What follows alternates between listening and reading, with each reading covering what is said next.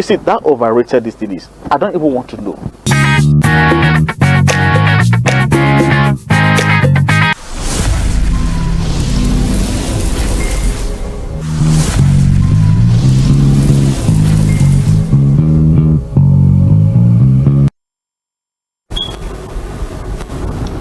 Hello and welcome to Let's Talk. My name is Prince Badojemo Alex. Today on Let's Talk, we're going to be having a very wonderful and interesting conversation. I want to grab a bottle of Coke and your popcorn, sit back and relax while we come to your living room and educate you the reason and the need for you to take into cognizance the mental status of people that work in the school environment. I have a very wonderful guest. She's well-rounded. She's an educationist. She's a school owner. Let me quickly read her profile so that you will know the capability of the person I'm going to be talking with in the studio this early morning. She's a passionate, qualified educator, holds a bachelor degree from the University of Lagos and a master in child and adolescent psychology from University of Liverpool. This also equipped her to the excessive work she does in education as a teacher trainer, a psychologist, a child advocate, and a school owner. She is the managing consultant at Schoolman's Consulting, an education consultancy firm, and also she is the executive director of Applewood British School, Abuja. I find it difficult to pronounce this name. Anyway, you will tell me how to pronounce it. She's an author, an avid reader. She engages on several platforms that seek to improve the quality of education, especially in Nigeria. She is Moronike St. Michael. Welcome to the program. Thank you very much. I wanted to pronounce this name. Is it Moramo? It's Beremo. Okay, Beremo. What's yes? Okay, Beremo. Okay, yes. Bere is like saying Ada. Okay. So Bere is the first daughter in a Yoruba family. Okay. Yes. Yes. Because I was trying to see if it is just a nickname. Yes, I get that a lot. You're welcome. Thank actually, so this much. is what is on your Facebook page. Yes, That's where we get connected. But now let's look at the mental health status of those that work in the school environment. Why is it so important? Well, it's very important because mental health impacts every aspect of our lives. People working with children are very vulnerable. A lot of them can't speak for themselves. They're yet learning how to behave. They're yet learning what's right and what's wrong. So they're not able to decipher that on their own. So we're going to be exposing them to people. It's important that the people who work with these children who are vulnerable, who don't yet know completely their right from their left, who need protection, it is important that the people who work with them are sound in their minds, are people who are knowledgeable about how to take care of themselves, and how important it is to take care of these children. So yes, I would say far above qualification and experience and everything else that we try to look for when we're seeking people who work with children, the most important thing to look out for is the mental state of the people that we'll be hiring. Is there any instrument, because hiring is a responsibility of the human resource manager? Absolutely.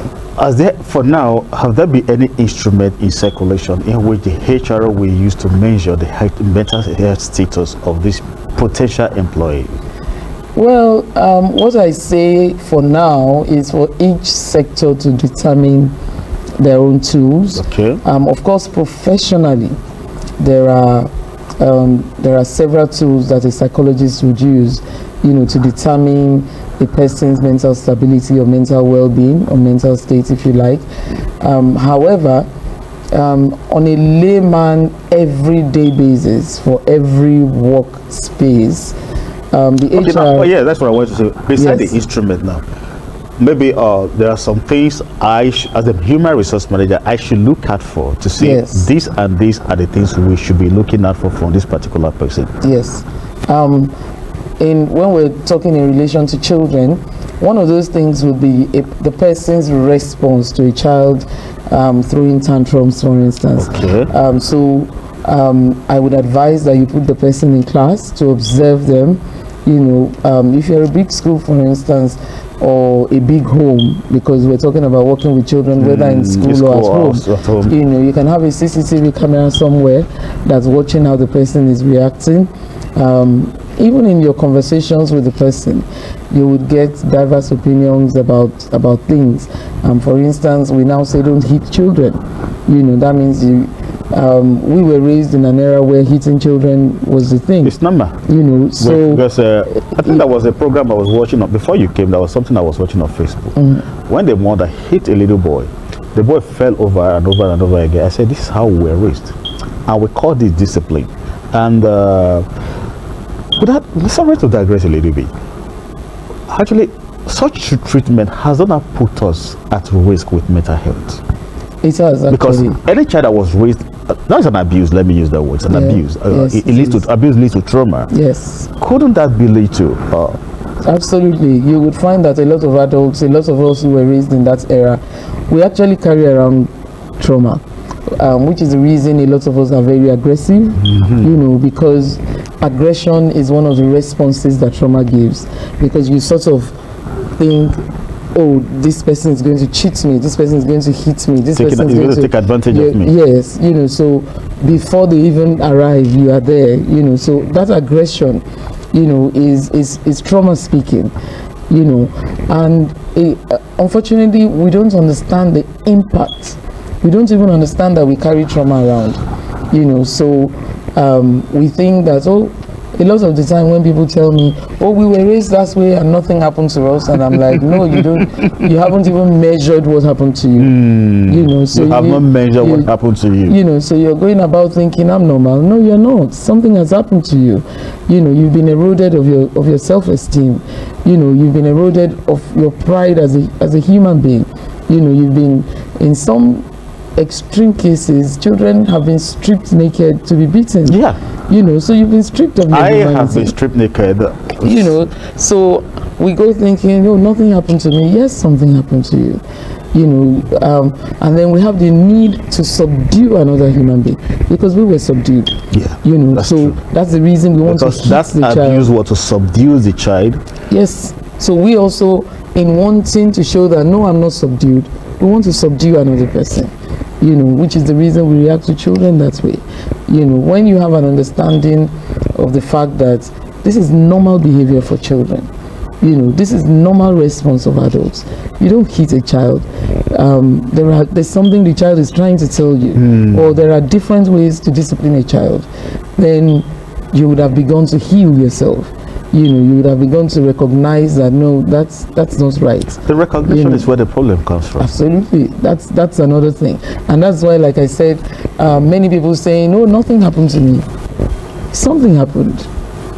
Trauma happened, and because we're also not in a society where we openly speak about things. You are hurt about the way your mom treated you, but you feel speaking about it is a betrayal.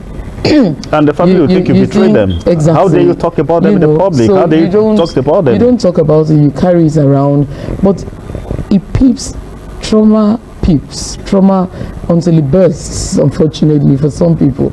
But you can't keep trauma suppressed for a long time. It expresses, it looks for expression. So it's expressed in the way that we deal with each other. It's expressed in the way we deal with children. It's expressed in the way we deal with our colleagues at work. We deal with, everyone we come in contact with.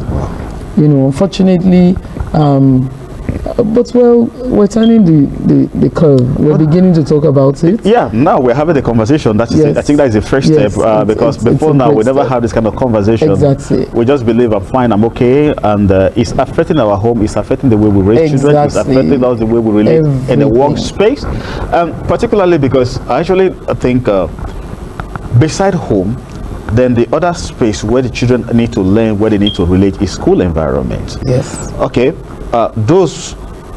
Let me use the word, those who have not actually have that recognition that they were abused, that their reaction to every child's behavior, that child's behavior is usually triggered to what happened in the past. Exactly. Then the child runs away from home, goes to school, face through the same thing from a teacher who also have the same problem with the parent, and the cycle continues. So that's why we're having this conversation. Yes. That if a child should be able to escape from one angle, should be able to deal with some issue at a very high level or from a certain angle. Yes. So now we're talking about HRO. Identify. You have listed so many things that the HRO should look out for, or the school administrator or the school owner should look out for. Yes. Now let's look at the individual teachers now.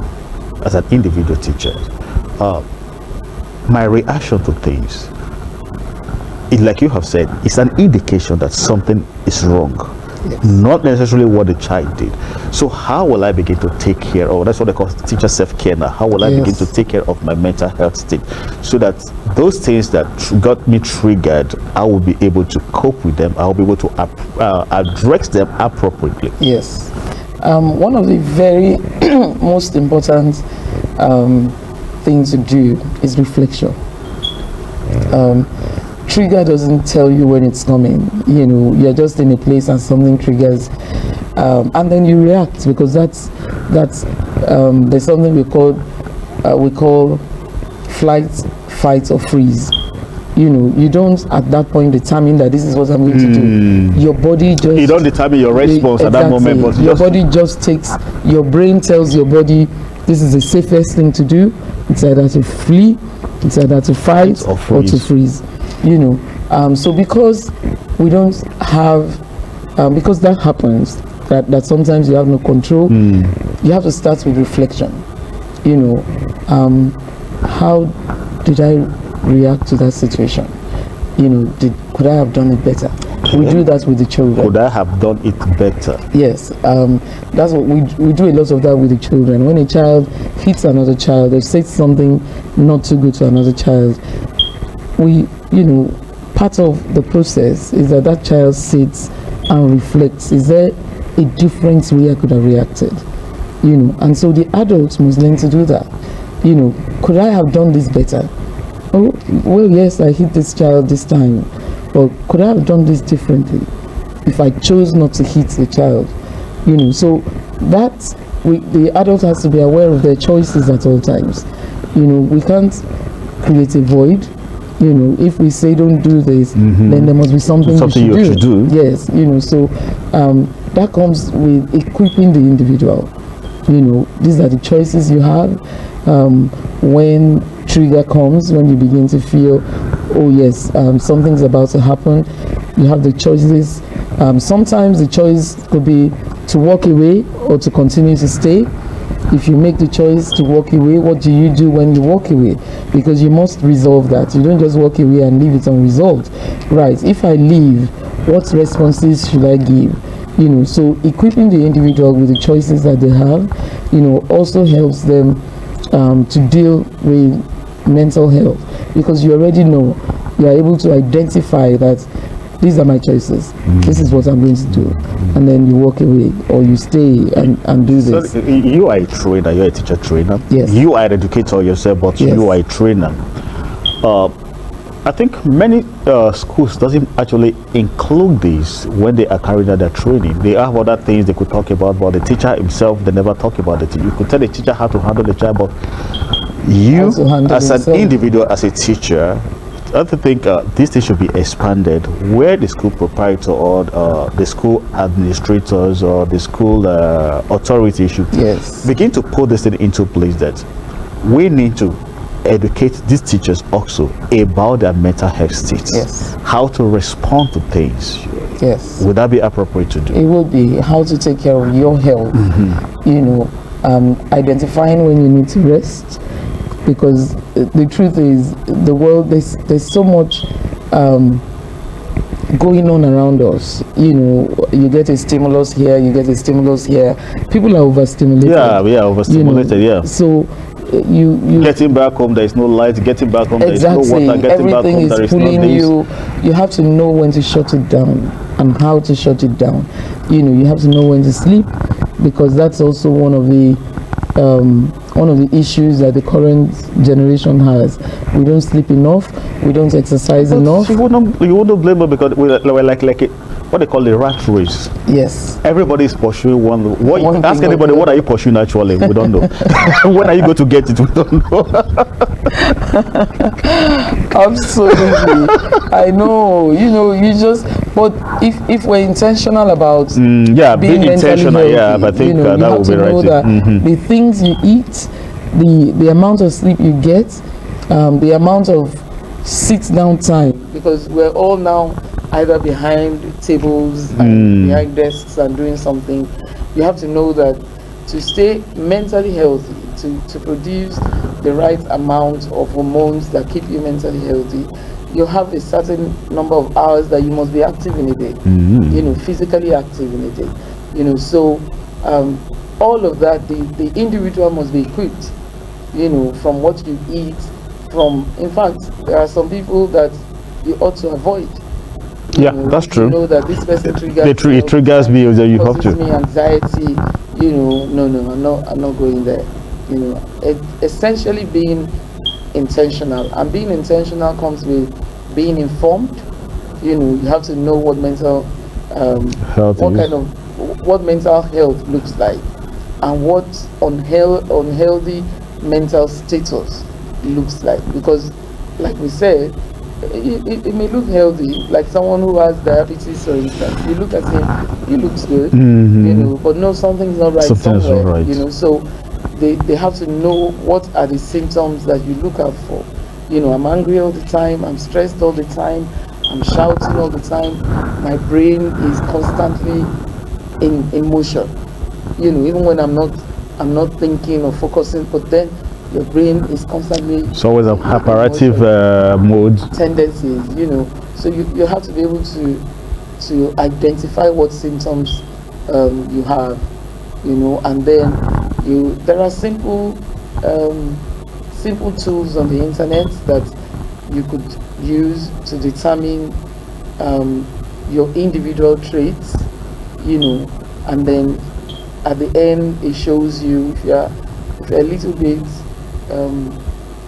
getting too aggressive, normal, you get angry at this, what's your reaction to this, and then at the end it tells you you should take it easy, or this is within normal range, and all of that. But we know when we're under stress. Yeah, we know when we're under stress, but we admitting that we're under stress, that we need to be intentional about how we control when we are stressed.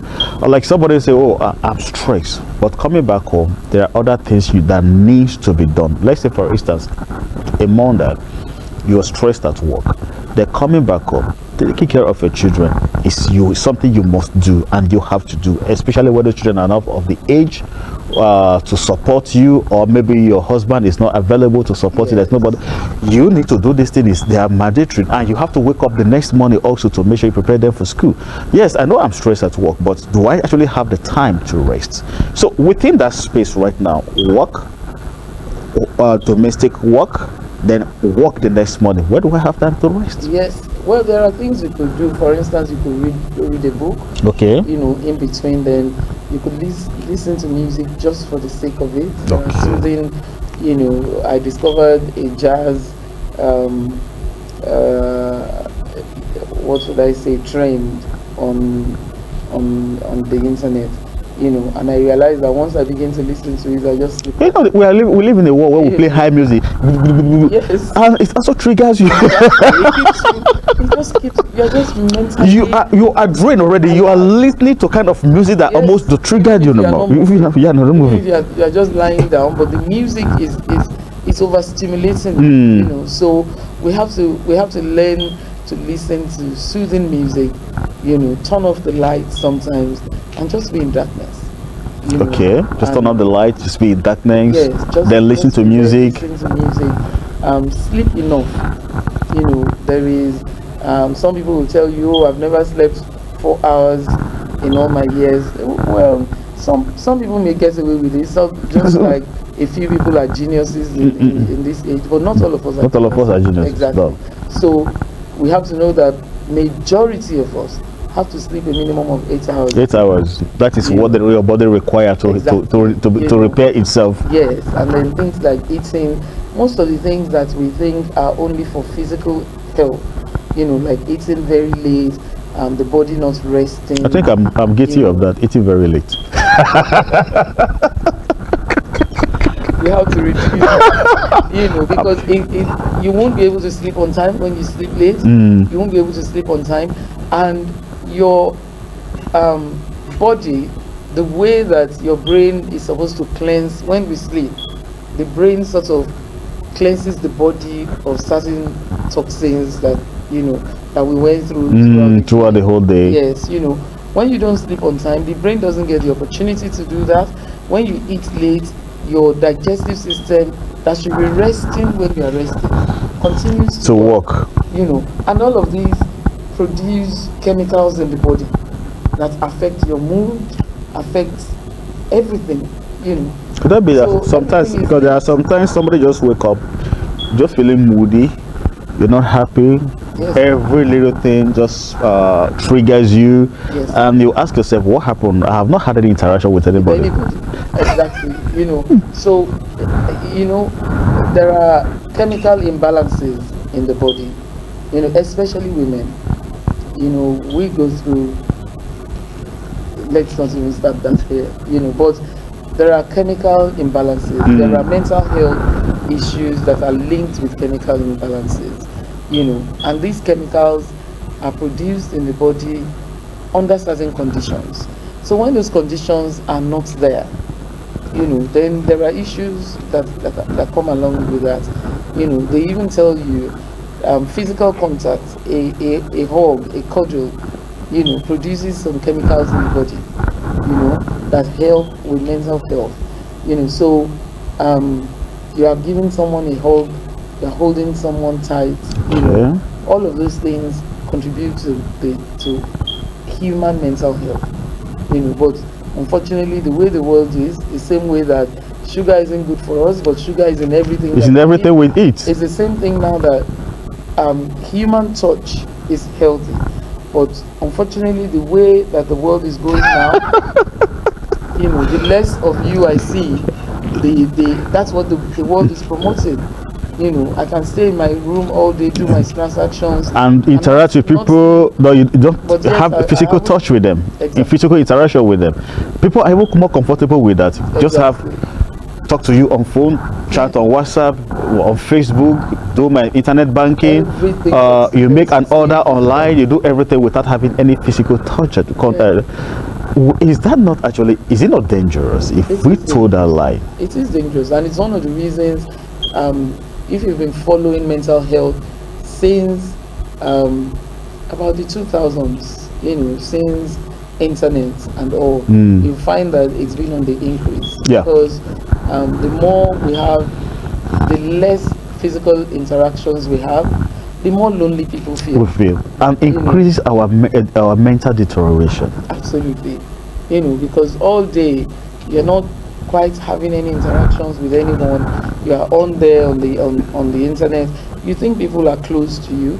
The other day a friend of mine was talking about her cousin who lost her husband. She's a social media person, and then she lost her husband, and about 2 days after that, she was alone at home. With her kids. No one, everyone who came to visit her had gone. And people rather call her on phone. How are you? She had a social media presence, so it gave her a feeling of, oh, I have people. But in the real sense You of don't have. needing people, You don't have anybody. So Well, as we quickly round up, honestly, I wish we have enough time to discuss. Okay, first of all, let's start with the school administrator. What are your final thoughts to them first? Then, secondly, the teachers themselves. What are your final thoughts to them? Yes. Because from the school administrator to teachers, then from teachers to children, let's leave children out of it. Those two categories yes, in the the chain. administrator has to constantly be on their toes. You have to be there to support teachers.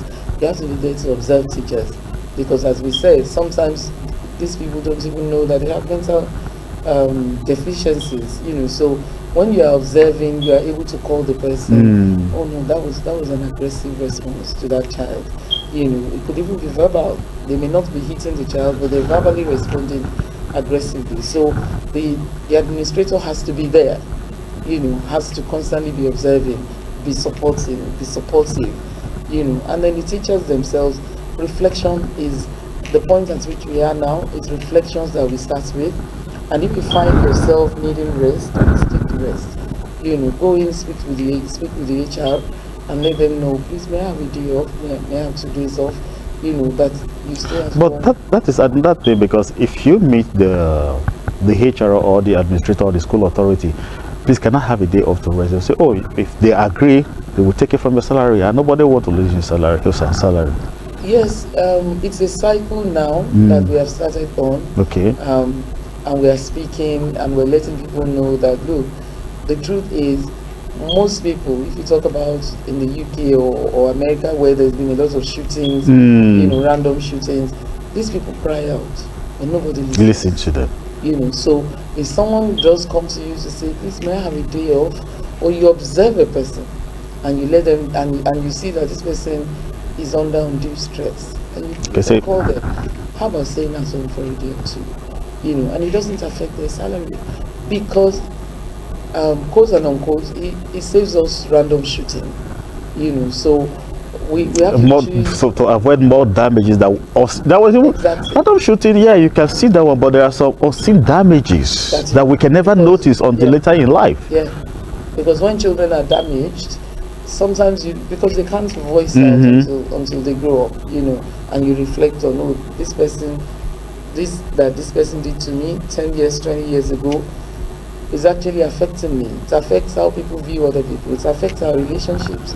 It affects marriages. Yeah. It affects parenting. Parenting, very well. It affects productivity, because a deeply unhappy person suffering from trauma of childhood would be less productive on the job. Because innately they are unhappy. They have unresolved issues. So it affects productivity. Well, thank you very much, Veronica St. Michael. I'll call you Beremo now, so I can pronounce it very well.